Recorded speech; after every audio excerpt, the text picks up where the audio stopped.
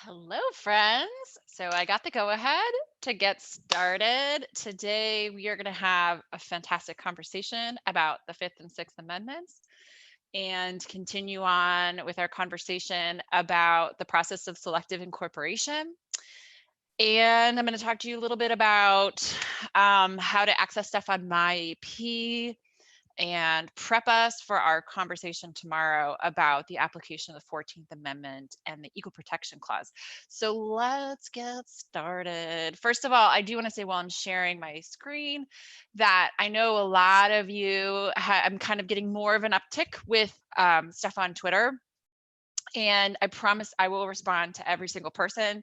It's taking me a little bit more time as I have to interweave this with my own instructional responsibilities in my own school with my own students. But I will, if you post it, I will get it to you. I hope between now and next Monday that I will find time to be able to give everyone feedback. So don't worry, I haven't forgotten about you.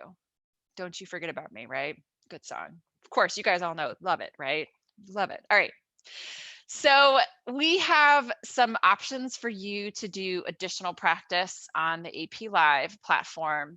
And I wanted to go through really quickly with you how you might be able to access that. So of course you need to access my AP by putting it in your URL to start. And then once you're there and you have signed in as a student, you will see across the top this banner in blue. And the banner in blue, depending on what program that you query on, will let you know both things that your teacher has assigned you, if your teacher has assigned you, in addition to the materials from the lives that are this and the other ones that are accessible, and then the optional practice. So kind of focus and look on that blue banner across the top to find that information. And once you get there, you will see that you can begin those questions or you can continue if it's already been opened and you haven't submitted. So the assignments here, kind of, you can see me moving my mouse around. This is material coming from your teacher. This is the material that is coming that's open to everyone that your teacher doesn't have to open. So keep in mind that that's what that is there for. And you're going to type your response. And then when you are done, you're going to click submit when you are finished. And then once you click yes to submit your response, you can then go and review how that would have been scored on the scoring guidelines. I remember scoring guidelines aren't necessarily rubrics. They are what College Board is looking for. And I have talked to you several times over the past couple of classes that we work to put more information on the page to increase the likelihood that you're going to get the right combinations of words. So you want to see that you're talking about the concept or the interaction or the process that's put there in the scoring guidelines, and that you've accurately kind of showed how those things relate to one another. So recognize that really what you see there is the absolute bare minimum that you would have to put on the page in order to be able to award the point. But oftentimes, just like I said yesterday, in my experience as a reader and 4,000 essays that I have read over the, per year, the number of students who are able to get that precise chunk of information and get a full point is like 3 out of the 4,000 kids. I mean, it rarely happens. So the kids who are successful are the ones where they just put down more information in the allotted time to be able to hope that they either get it right on the nose, or they wind their way through it and get it some other way. So that is what you see here. Is you're going to scroll down, you can see where the points come from, etc. Now, some of you had suggested that I release the scoring guidelines, or I give you an understanding of where I would be looking for points in the homework. And it's a great idea. I'm not going to do it because I'm mostly giving you materials that are assigned on my AP. So it's not my content to share. So I am leaving it to you guys to find this stuff. And then kind of when we talk over it together in class, which is why I'm holding that back. It's just not my content to share, right? I want to respect ownership. All right, so then you see that that's how it is scored, and you would submit to finish, and it goes off to your teacher, and your teacher can give you the feedback that you're looking for to make sure that you're winding your way through that skill.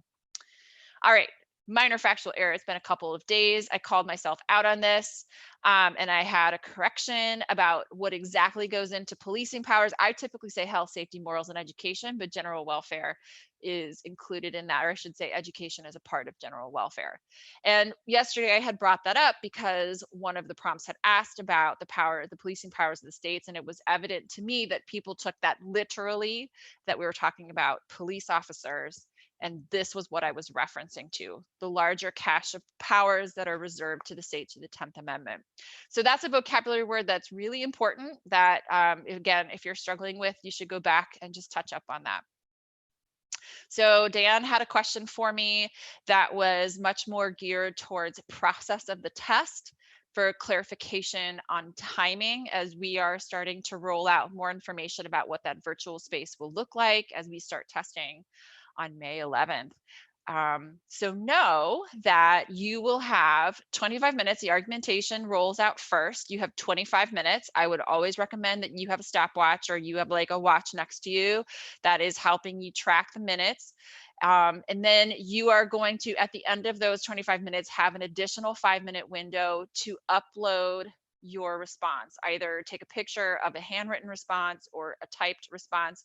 Again, I've recommended that if you can type, it's probably going to cut down on like additional steps. And so it might be a good thing for you to consider if you can, if you have that luxury. And then once you're done with the 25 minutes of writing and the 5 minutes to upload argumentation, then you will see the window will magically open and the content application FRQ will be revealed, and you have 15 minutes to write it. And then after those 15 minutes are up, whether or not you use them all or not, you will have 5 minutes to upload. So this again comes back to that idea that every single person who is sitting for the AP exam on May 11th in AP Government at 4 o'clock Eastern Standard Time will be seeing the same things at the same time. You will all be, the question will be released at the same time to everyone. You will have the same 25 minutes. Somehow you will be notified that there will be a switchover and that you have 5 minutes to upload, and then you'll see the content application. So it's 50 minutes total. All right. Next question. Iris brings such tough questions for me. And the issue that she was looking at is the idea of the privileges and immunities clause, which I'm going to pick on. I'm not really picking on it, but I'm going to go back and talk a little bit more about privileges and immunities tomorrow and then again on Friday. But her question is, does a person who's supposed to be a particular state and is receiving benefits from that particular state program receive state benefits if they move to another state for a short time? And this is such a complicated sentence that I can't really just say like, yeah, sure, or no, because it depends on so many different variables.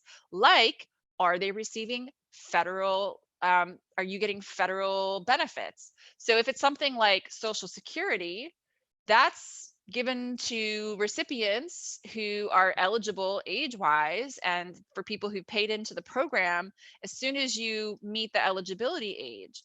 Or, you know, there's a couple other different things, different caveats. If you're a survivor, if like if a parent dies and you're a minor, you also receive that. And also Social Security is delivered to individuals with certain classifications of disabilities. So yeah, like if you move, that goes with you wherever you go. But if we're talking about a pass-through grant, maybe something like the Affordable Care Act, where your residency is going to dictate the benefits that you receive. And so doing something like leaving to go to college but not changing your official residency by, you know, going to the DMV and changing the license, the address on your license, or you can also change your residency through the post office. That if you don't do that, then you still would be receiving whatever benefits, even if it's a federal pass-through like the Affordable Care Act, from your home state. But if you are declaring residency, then you would shift. And then finally, of course, the other question I would have is when we're getting to things or awards benefits that really truly come from the state in and of themselves. So here, what we're talking about might be something like whether or not you get in-state tuition. That would be really like, for something like in-state tuition, you would only have in-state tuition for the state that you have established residency in. And that is a privilege that the state awards you based on the fact that you're paying into the tax base.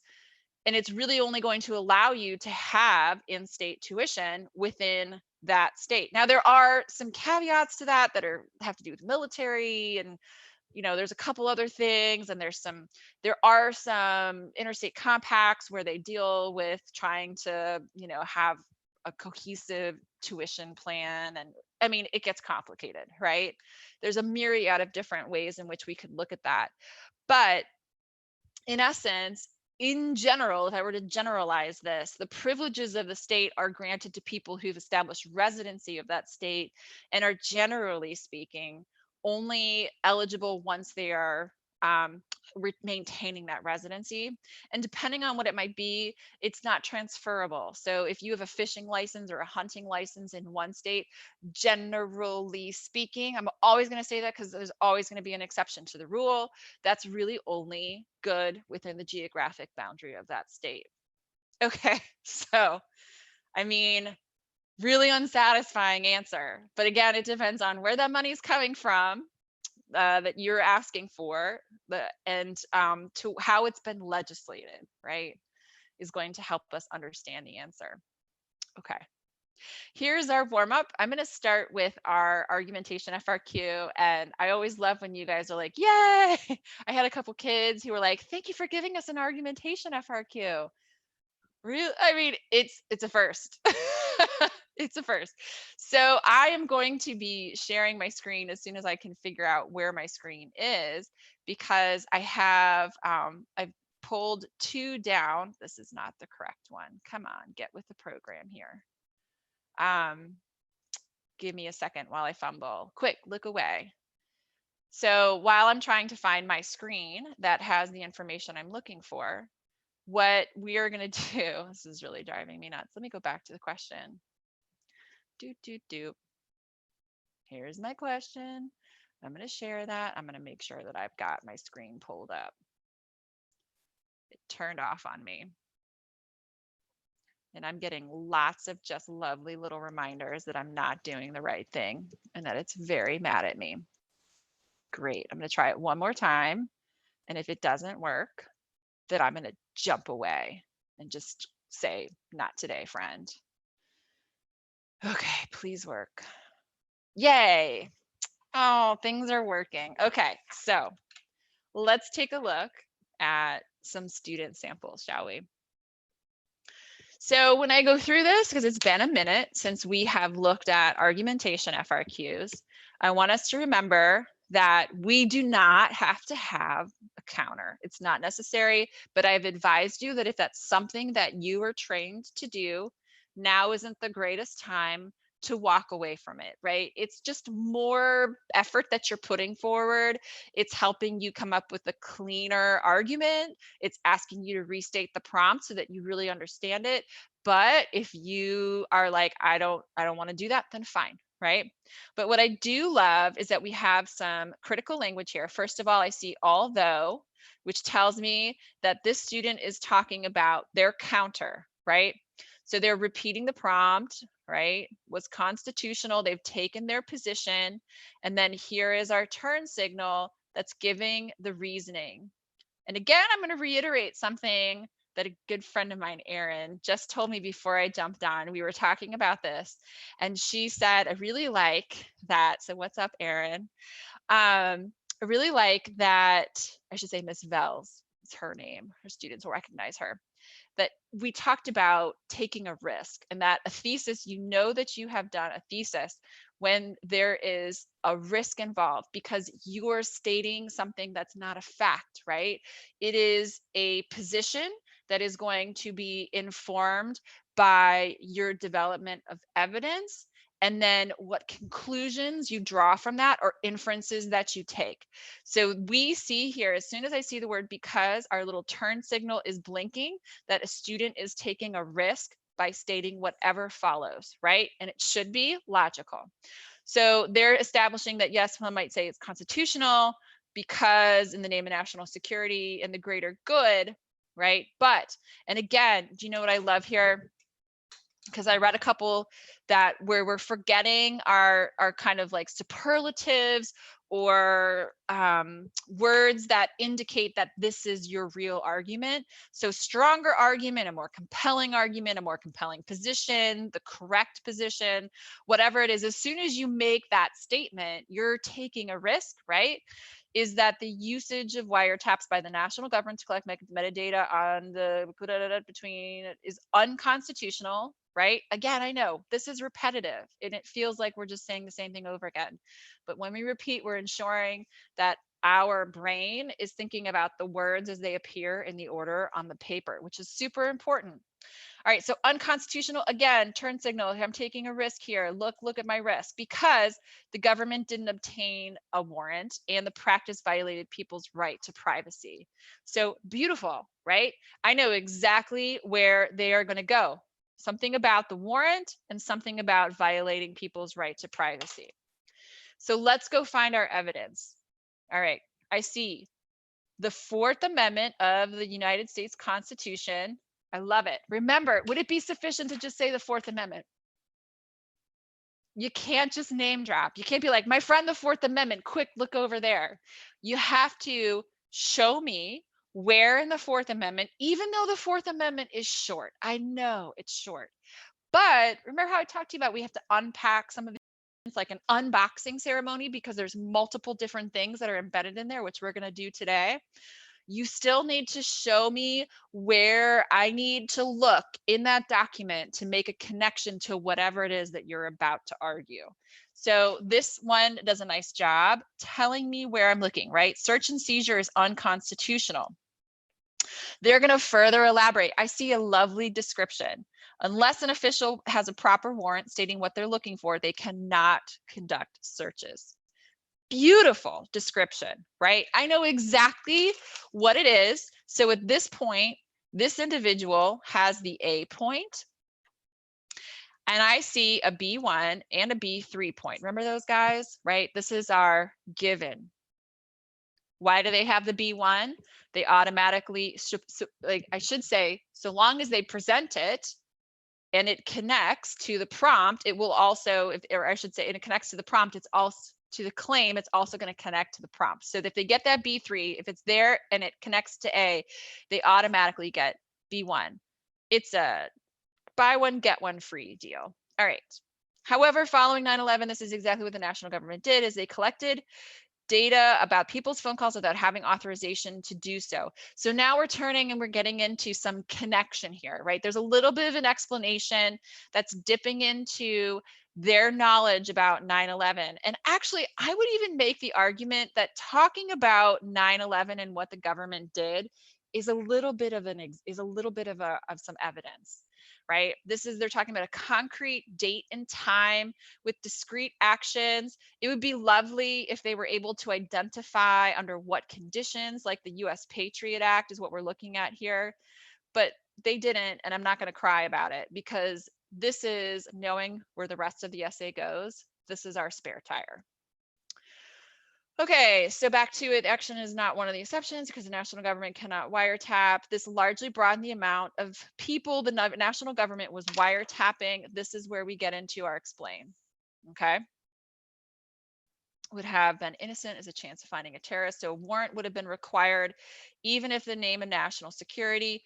Furthermore, they're not done with this yet. They're not letting go. National government received much sensitive information that they were looking for. They were listening to calls, and it's an illegal seizure. So this is a very thorough discussion of connecting that Fourth Amendment back to the idea that it's unconstitutional. Bueno, I love it. It's beautiful. So they are going to go on in the second part here to give B2, B4, right? I see the C evidence, so we can give them the C1 point. At this point of the essay, we're at a 4 out of 7. All right, so we turn into, all right, some more information about metadata and the US, right? Where do we get into this information. All right, so we see, the Ninth Amendment, Near versus Minnesota, Mapp versus Ohio, Roe versus Wade, right to privacy. We're not just name dropping when we're developing that these cases somewhat are pivoting on the idea of right to privacy and the Fourth Amendment, that they're connected, right? Right to privacy means person, they're defining national government by wiretapping or describing what it means. Conversations after the terrorist act violated this right to privacy because they're secretly collecting blah, blah, blah, blah, blah. And they go on. But at this point, if I'm a reader, I've already spent more time in this document than I would at the reading. Believe it or not, the nicer that you pull this stuff together, the more that you kind of stick to a structure that's predictable. And I'm going to talk a little bit because sometimes people have asked me, well, so how should I structure this, right? If you follow the rubric and you go through this, and I'm going to flip this over, where you're hitting up A with, you don't need an intro. Don't put this stuff on here. It is a timed writing. It is not like the most beautiful writing you're ever going to do. It's not supposed to. We are looking to see that you can do the skill with the content assigned. You have 1 to 2 sentences on this, right? If I have a clear, hey, here's this piece of evidence right here, right? It's called this. Here's what it is. Here's where I want you to look. And I follow up with my C1 point in 1 paragraph, and I'm not doing anything super fancy. This should be, you could do this in maybe 4 sentences, right? Do the same thing with our B2, B4 and our C2, right? Whatever our second treatment is. If you're setting it up exactly how the person anticipates it, so they don't have to hunt around for it, with turn signals, things like this shows that. I know it's not great writing. We know this, right? No one's claiming that it is, but you're indicating to the reader that I'm about to interpret the evidence that I just presented you. What you're enabling the reader to do is to accelerate through your essay to make sure that they're like checking it off. Yep, this all makes sense, right? Short sentences. Make sure that you're using proper nouns. Make sure that you are using active voice. Don't use passive, right? Cut down on the amount of flowery language that you might have from your lit classes. You are going to make it so that a reader can just fly through your essay, which is what you want them to do. As soon as you start taking twists and turns, they are going to be like, whoa, this isn't what I expected. So now I'm going to have to slow down as I go through this essay to make sure that all the parts are there. So just do it quickly. All right, I'm going to stop sharing for now and come back to that in a minute because I'm going to try, if I have time, I do have an essay that's loaded for us to practice later. But now I'm going to go back to this guy and continue. All right, so that was a 7 out of 7 in case you were wondering. Okie doke, moving on. What you need to know. Today we are talking about the rights of the accused. Hopefully this is something that no one ever has to interface with, but these are rights that are there, and kind of the origin of them comes out of a system of government, if we go back to England and antiquity, in which this justice system was not impartial. It was incredibly, the scales were tipped. They were tipped on behalf of the king and the king's court, right? The justices would serve at the behest of the king. The king would be the prosecutor, the king would write the laws, and the king would be paying the judges. So we're looking at the opportunity for tyranny to reign through this. And if we think about how bias and having things enforced on us that don't have continuity, that are really, really like kind of just crafted to benefit certain people, that's what we're trying to avoid. We do not want there to be different experiences in our legal system. Now, unfortunately, I would be completely historically inaccurate if I told you that everybody experiences the same thing in our legal system. It's not true. I think we can look in history and find countless examples of that, and those continue to this day. Yesterday, I addressed that a little bit, in fact, by saying, I want you to remember that the baseline theory here is that we are we are constructing a system that is going to err on the side of those who are innocent and not err on the side, I should say, err on the side of those who are guilty to protect the innocent. By creating a structured system where more guilty people might be able to use these things as technicalities and to not have a day in court can be unsatisfying. But the thought here is that the worst of the infringements on humanity is to have somebody in jail who is innocent. So that's kind of like what's going on here. And the other thing that I should remind you is, especially when we get to the Supreme Court and they're looking at information, they're actually going to send most of these cases back down to the court of original jurisdiction to be decided with instructions of how to rectify some error in law. And that's really what's happening in front of the courts whenever you have a case that has due process issues or is dealing with the Sixth Amendment or the Fourth Amendment, is that there was an error somewhere in the way in which these things were executed by the state. And that error can either be, hopefully can be rectified just through a regular appeal. But if there is a lack of agreement between the different 12 circuits that are around the country and those appellate courts, or there's some kind of new technological advancement, or we have a better understanding of what the Constitution means, which that is still happening too. And I'm going to talk tomorrow about that with the Ninth Amendment. Then we might find that there's a reason to break stare decisis. Okay, so here are rights of the accused. We've got limitations on government investigation. That's our Fourth Amendment. You guys did, I mean, I'm just going to tell you, your FRQs that I saw online indicated high levels of understanding the content. So you guys are doing fantastic. Don't quit.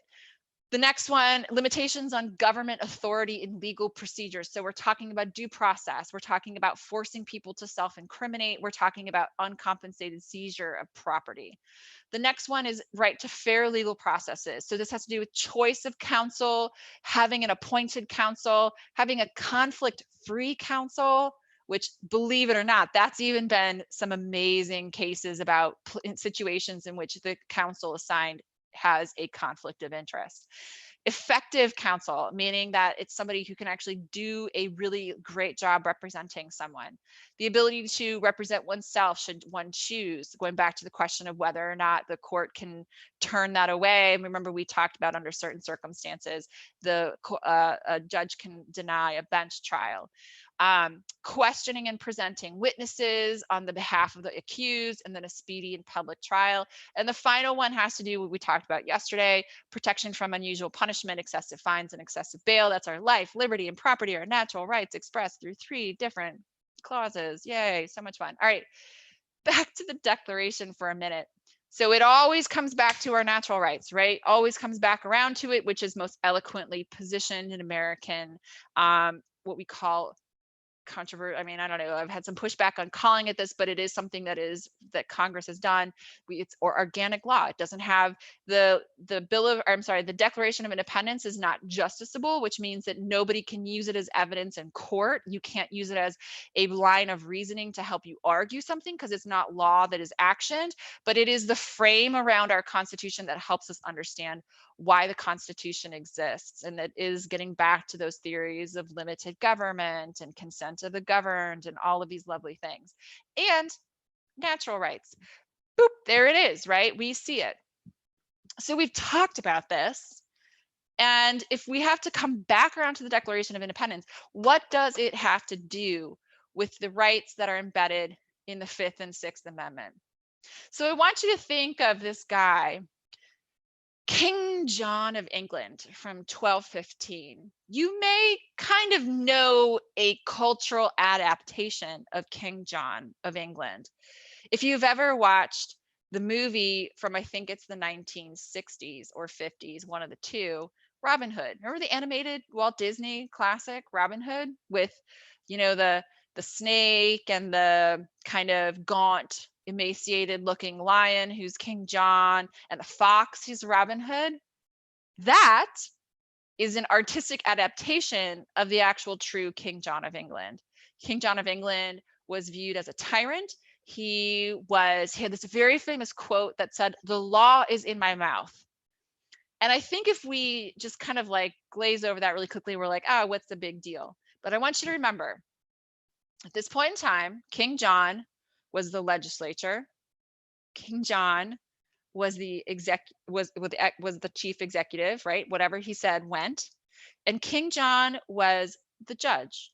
King John could go to war for personal reason and have no barrier to, if he said, I'm going to collect taxes so that I can go fight France because I want to take possession of whatever, French territory on the other side of the channel, English Channel, nobody could say no to him.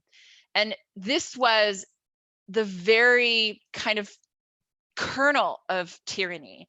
And the idea that the law is in my mouth. I mean, think about that. I'll tell you, as I sit in front of you right now, I really have no idea what I'm going to say 30 seconds from now or a minute from now. I might have ideas that are floating around in my head, and I have this to help me guide in terms of what I want to accomplish, but it's not fully formed. And so to that extent, there's a lot of tyranny that could possibly be embedded in the idea of not having things as simple as written down so that you can go back and refer to them, right? Having laws written down is super important. It keeps you inside the boundaries.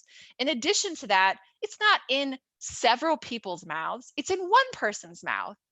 And that person can change whatever that law is. It's almost like a constant anticipation of like, what is it going to be today? Because if it's in the king's mouth and no one else's, who's to say that the king can't change their mind for self-benefit? I mean, this is the kernel of tyranny. And so we have systems in place through the Madisonian system of government that try to erode that tyranny. We also have our rights that prevent the way in which law is executed and in which it is interpreted when we're looking at people who've been accused of crimes, amongst other things, to make sure that it's not arbitrary, to make sure that there's consistency in how that law is employed across people, across land, and across time, which is super important. So that very act of writing down our enumerated rights is it's a very strong limitation on what the federal government can do. And of course, I would be remiss if I didn't say same for the states, because we do have written constitutions for the states. And again, yesterday we talked about how that act went from taking these very abstract concepts like life, liberty, and property, and we are going to write them down into more specific interpretations of what they might be. Where do they come from? They come from the Magna Carta in 1215, where we start to establish some of these limitations on the rule of the king. They come from the English Petition of Rights, some 300, 400 years later. They come from the English Bill of Rights in 1689. All of these are further moved where they're saying, I went back and we've been experiencing time with you, king. And every time you open your mouth, you change, and it's arbitrary and it's unjust. And we want to write down some things that you can't trespass over. Okay. So the other component here that is interesting is that we also are living in this environment in which we have tandem identities, right? We talked about how the process of selective incorporation makes it so that the only understanding that we have to have of these rights is the one of the United States.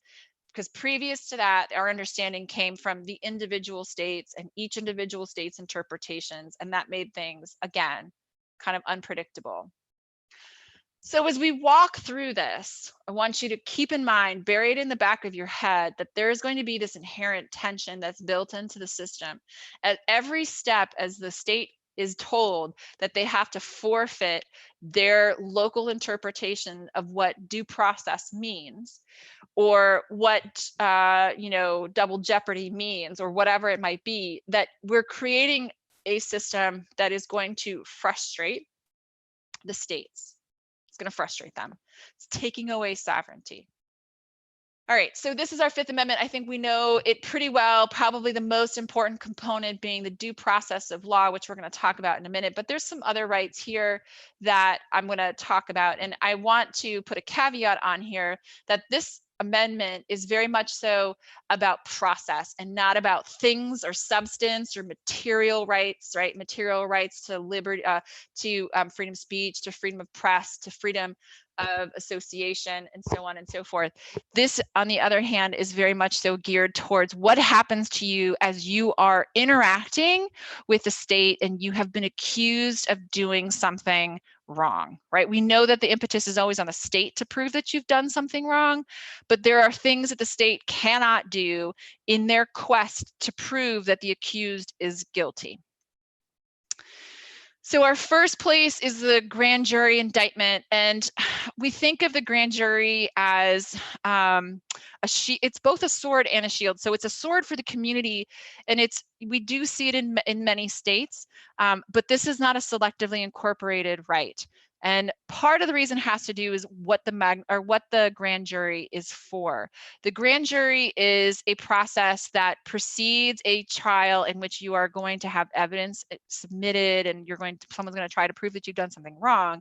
Instead, what a grand jury does is it looks over the evidence that's been accumulated by the prosecutor to determine if there is enough to accuse you of that crime. So it precedes that trial, sometimes called pretrial motions. And in some states, they've gotten rid of grand juries and they favor this to be done not by a jury, instead to have it done by a judge.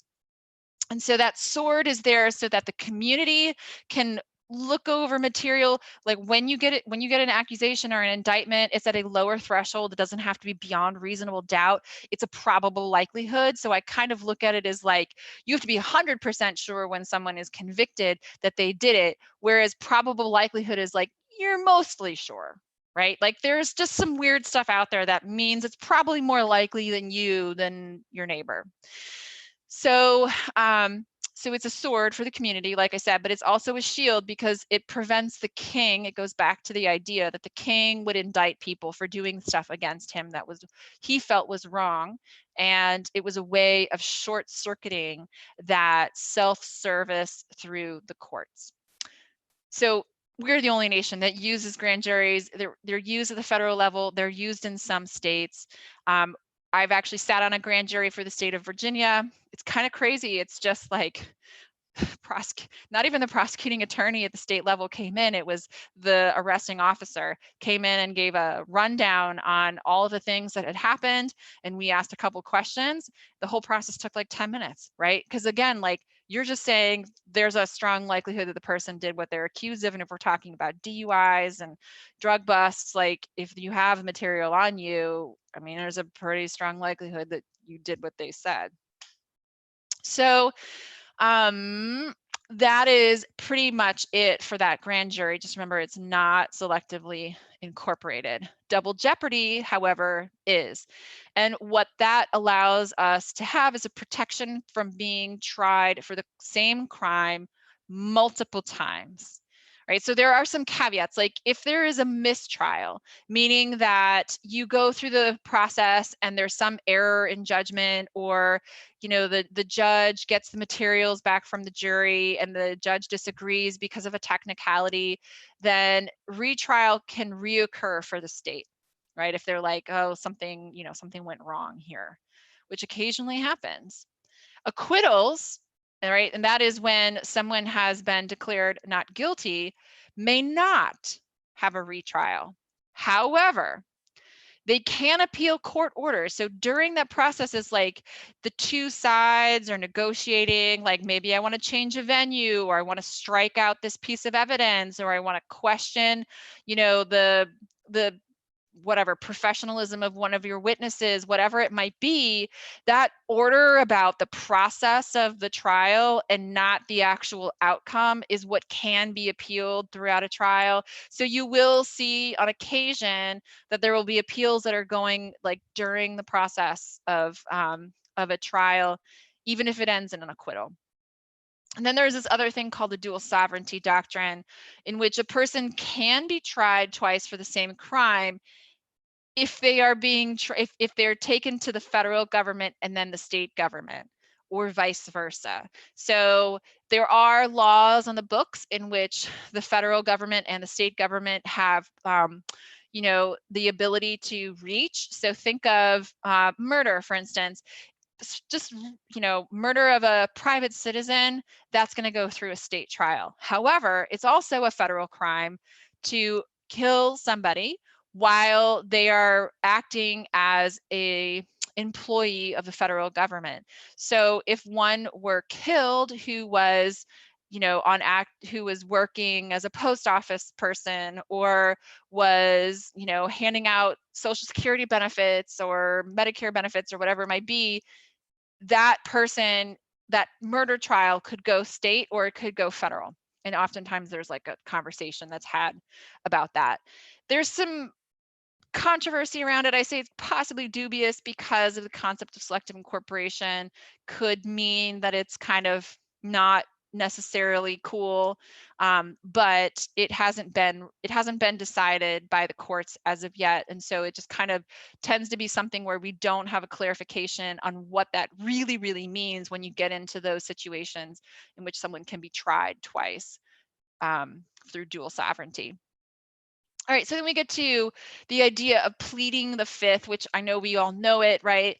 That is a protection against self-incrimination, where you can literally not answer any questions that would self-incriminate. And what's really interesting to note here is that there have been cases in which people fail to answer questions, not because they're guilty or not are guilty, but because they just don't want to answer the questions, right? They lawyer up almost immediately, which is really getting at the Sixth Amendment there.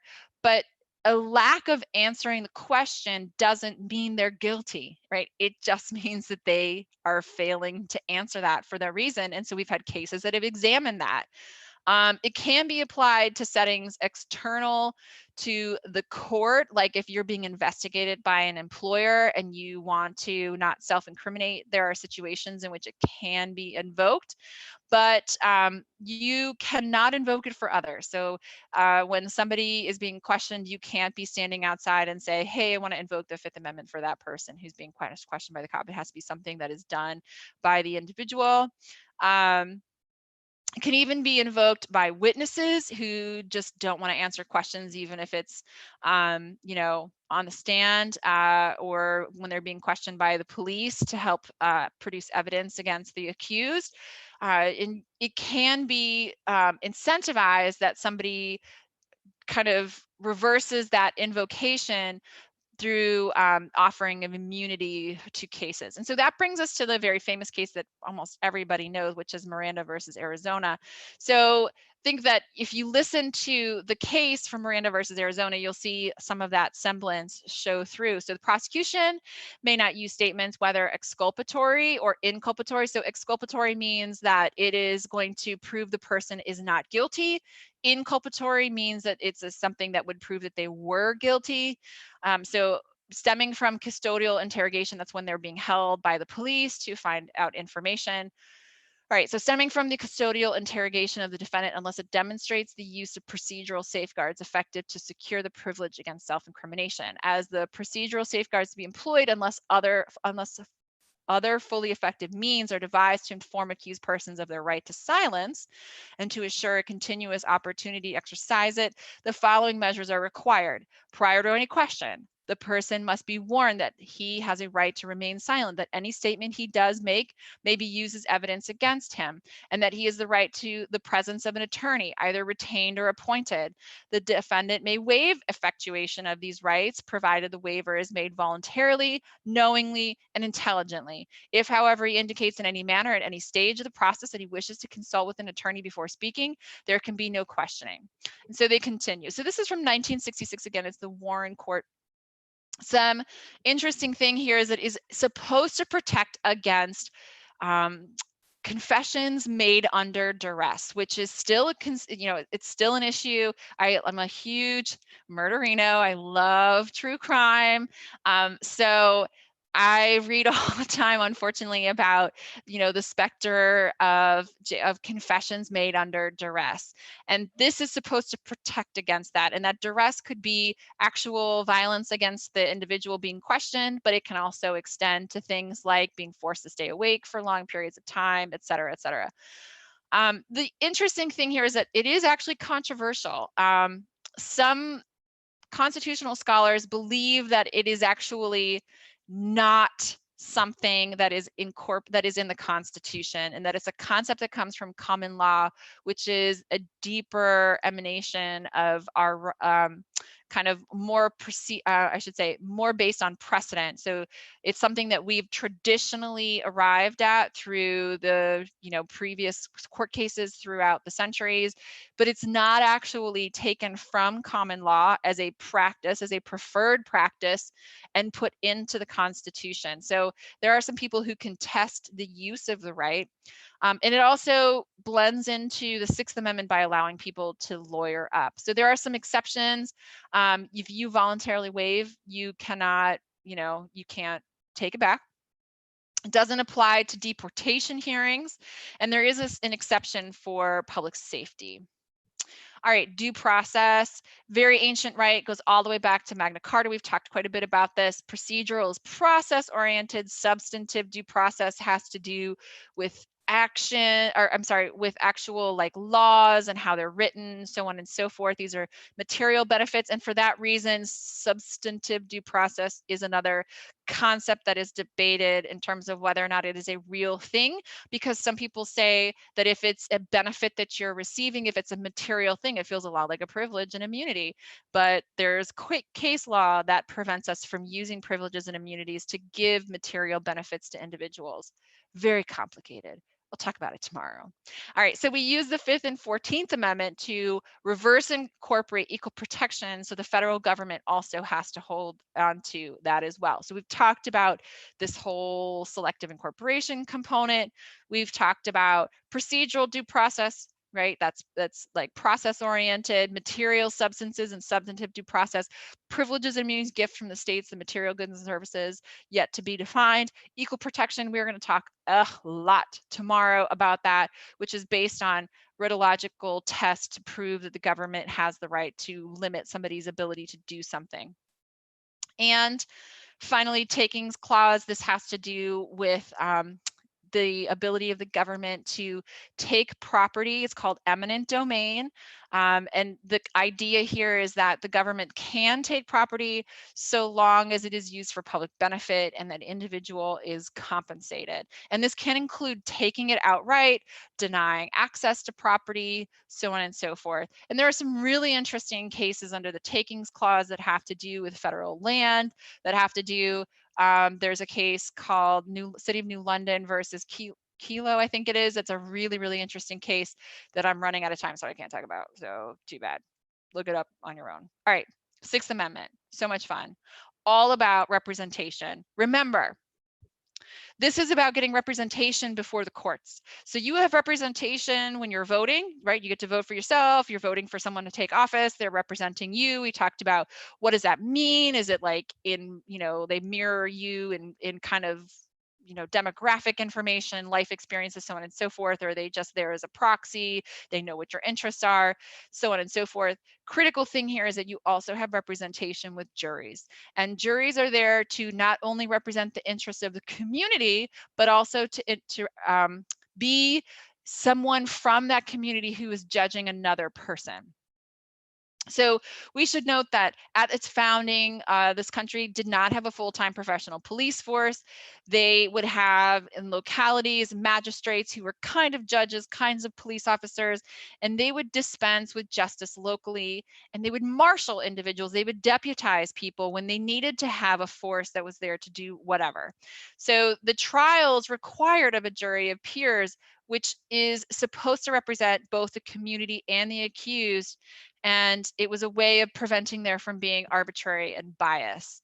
As we've had more job specialization, we have obviously full-time police officers and judges and prosecutors, and they are still bringing that information through tradition, through informal change to a representation of the community to be able to prove or disprove someone's guilt or innocence.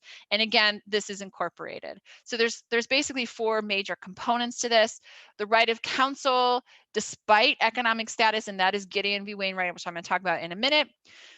The next one is public and speedy trial, which is not really enforced consistently because there are so many procedural motions that can be placed during a time of trial by both the prosecuting attorney and also the defense that might expand how much time takes. So kind of like what is speedy trial is kind of wishy-washy, but public trial is much more consistently enforced. It has to be extenuating circumstances in which a trial would not be done in public. And again, that is to make sure that there's transparency and access. Compulsion of witnesses allows the accused to cross-examine witnesses and to make sure that they can mount a defense. It's incredibly important. They have the right to be present in a courtroom during trial so that nothing is done behind their back, so on and so forth. And then finally, we have impartial juries. And oh my gosh, the case law on impartial juries is just amazing. If we're thinking about representation and it gets controversial in terms of who we are voting, who we are selecting, how tied back they are to us. And I know we talked about substantive and descriptive representation are not necessarily within the four corners of the course description, but it's definitely a concept that is incredibly important and incredibly interesting. Would you be shocked if I told you that having an impartial jury also is an incredibly controversial part of American case law? No, I mean, let's go through this. First of all, there's a case called Batson versus Kentucky in which people would assemble all white juries, and that would make it almost impossible for any race minority to be able to have a fair trial. You know, if you have an all white jury, it is so much easier for you to turn a blind eye to racialized violence in the South or anywhere else in the country, because we've had racialized violence all throughout our country and all throughout American history. We've had the concerted effort to make sure that it wasn't just based on race, that it's also based on national origin. That's Hernandez. The Hernandez case is incredibly important for that one. We've had cases as recent as this past, is actually the past two terms in the Supreme Court, one of them being the Curtis Flowers versus Mississippi, in which Curtis Flowers was accused by a prosecuting attorney 6 times of the same murder of 4 individuals about 25 years ago, and the same prosecuting attorney was found in violation of the Batson versus Kentucky holding, which says you cannot strike people based on race. And Curtis Flowers, I mean, like, it's amazing. If you ever have time to listen to a wonderful podcast, In the Dark is an amazing conversation about the Curtis Flowers case and the power of really great investigative journalism. And then finally, there is a case right now called Ramos v. Louisiana that was handed down last week that has to do with Sixth Amendment issues that are really interesting. I'm going to talk about tomorrow too. So there are all the things with Gideon. I'm going to leave you guys to look over that because that's a case you guys should know. Think about all the things we've been talking about. It is amazing how controversial the Warren Court has been in this process of selective incorporation and looking at the 14th Amendment and how it applies. I'm going to leave you with this thought. We're going to come back to it tomorrow, but I really do want to plant this seed because I'm running out of time. And I really want you to think about the pros and cons of the process of selective incorporation is what I started you with. Look, there are definite reasons for it and definite reasons that critique it. It's going to have an increased cost to states, right? The idea of, in Gideon, of having a public defender for non-capital felonies requires states to employ more judges. And there are real questions that are being had right now about the caseload of those public defenders all across the country, as our system of criminal justice doesn't allow for there to be, it's not working in terms of having rational caseloads for public defenders who are taking on individuals who cannot afford representation. And so that becomes a real issue. Like, it's a great idea, but does it always work? Is it always in the best interest of the individual? I can't answer that question. I think it's something that would be fun for you to kind of think about and have conversations about in your communities. What's the idea of erosion of the influence of the community is really taking away the ability for the community to be able to hold people accountable for violating laws that have been democratically passed. Okay. Yep, we're not going to do this today. If you want to, you can.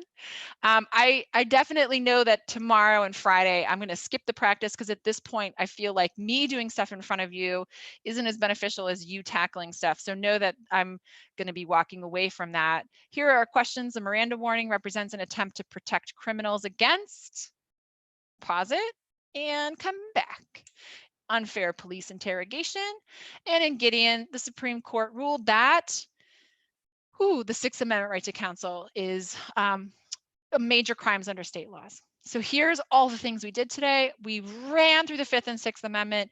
So much fun to think about. Really should dig deeper into it. It's such a fascinating 2 amendments. Here is your homework for tonight. It is a content application. Enjoy. This is one that I have written in case you were wondering, so I might be able to put the answers that I would accept on Twitter, but it depends on how much time I have. So we'll definitely hit it up tomorrow. Know that you have writing resources from cool.org. Check that out. I'm super happy that you guys joined me one more day to talk about these really critically important rights and what they mean. I hope that this has been helpful for you in this 55-minute run through, which I know irritates some kids, but how can you say that you don't want more gov time? All right, I'm going to say goodbye to you, and we'll see you back here tomorrow for a really interesting conversation about the 14th Amendment. Bye.